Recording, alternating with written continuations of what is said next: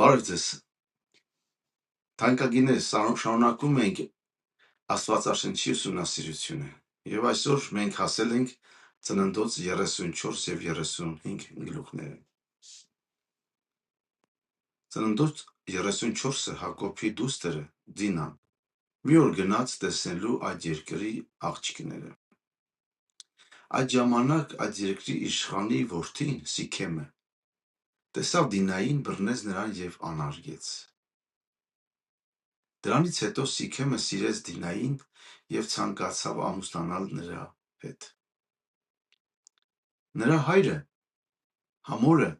եկավ Հակոբի մոտ և առաջարկեց, որ նրանց ընտանիքները խառնվեն իրար հետ ամուսնություններով։ Հակոբի որդիները շատ բարկացան, որովհետև նրանց քույրը անարգվել էր։ Բայց նրանք խորամանկությամբ պատասխանեցին։ Նրանք ասացին, որ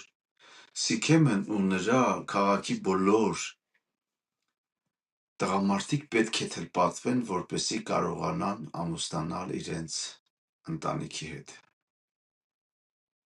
Սիքեմը ու նրա հայրը համաձայնվեցին,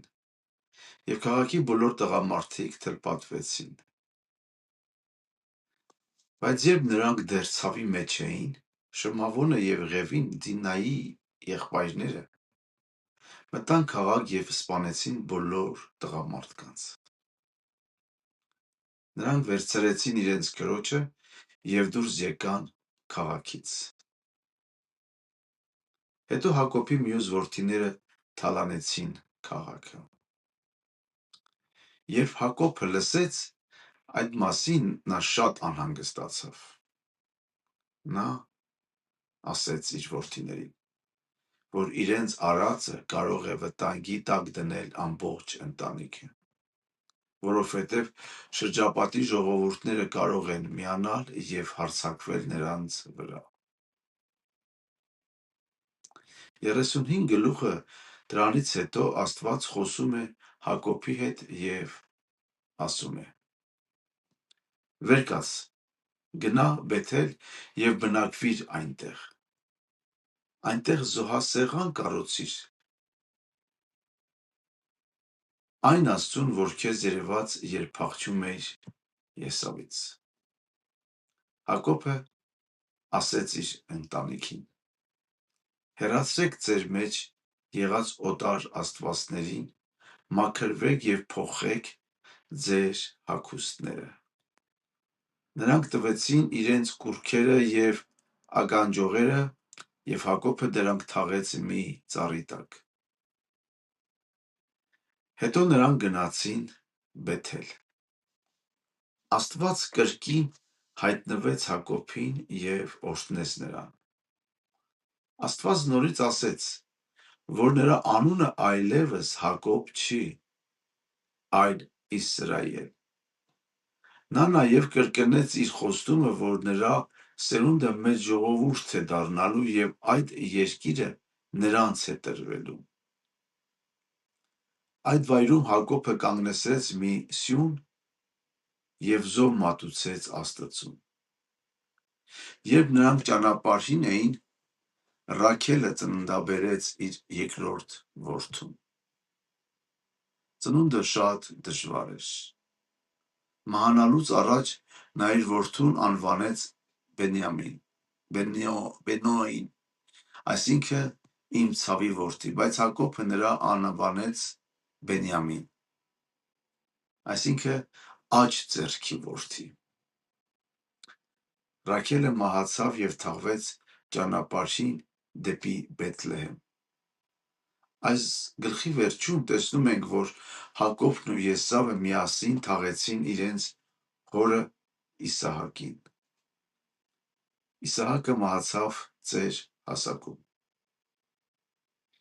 Ինչպես է այստեղ երևում Տեր Հիսուսը։ Այս գլուխներում տեսնում ենք, որ Աստված կանչում է մարդկանց մաքրվելու և հեռացնելու կուռքերը իրենց կյանքից։ Նոր Կտակարանում նույնպես Հիսուսը կոչ է անում մարդկանց ապաշխարել և մաքրել իրենց սրտերը։ Եվ նաև այստեղ հիշատակվում է Բեթլեհեմը, այն վայրը, որտեղ շատ տարիներ հետո ծնվեց Հիսուս Քրիստոսը։ Երբ Աստված ասեց Հակոբին, որ գնա Բեթել, նա իր ընտանիքին ասաց հեռացնել կուռքերը։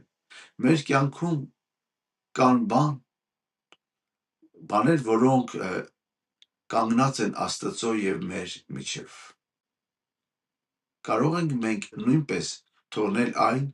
եւ ամբողջ սրտով հետևել Աստծուն։ Եվ դրա համար եկեք աղոթենք, խնդրենք Աստծուն, որպեսզի Աստված ցույց տա մեր կյանքերի, սրտերի այն բոլոր կուռքերը, որոնք պետք է թողնենք։ Տեր Հիսուս, օգնիր մեզ մաքրել մեր սրտերը ամեն բանից, որ մեզ հեռացնում է քեզանից։ Օգնիր մեզ ամբողջ սրտով հետևել քեզ եւ վստահել քո առաջնորդությանը։ Մեր կյանքից հեռացա բոլոր այն կուռքերը, որոնք քեզ հաճելի չեն, որոնք քեզ դուրս չեն գալի, որոնք քեզ բոլոր այն ամենը, ինչը քեզ դուրս չի գալի, Տեր։ Շնորհակալ ենք, որ դու աղոթներ ես լսում եւ պատասխանում ես։ Ամեն։ Սիրելիներ, եթե օրհնվեցիք, բաժանորդագրվեք, եթե դեռևս չեք բաժանորդագրվել եւ կիսվեք ձեր ընկերների հետ, որպեսզի նրանք նույնպես իմանան։ Թող Աստված օրհնի քեզ եւ քո ընտանիքը։ Կհանդիպենք մեր հաջորդ գլուխներում։ Եղեք օրհնված։